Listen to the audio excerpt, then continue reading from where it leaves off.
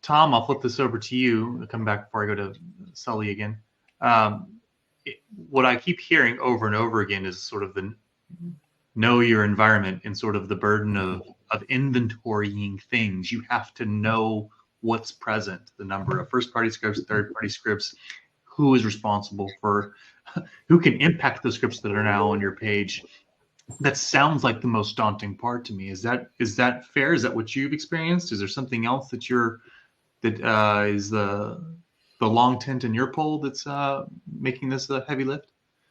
Most definitely. I mean,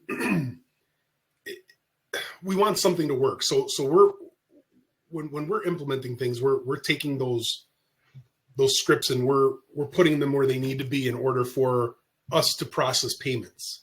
Bottom line, we want to get, all these businesses want to get money, and the easiest way is the way we're doing it over, on the internet with these specific technologies.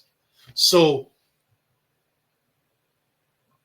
what's there since this has been put in place versus what's been there forever and hasn't been uncovered? That's the hardest thing to do, because we don't know what we don't know, right? We can't go, there could be legacy things sitting out there that we don't know about that are still in use that can be compromised. So it's going to be very difficult.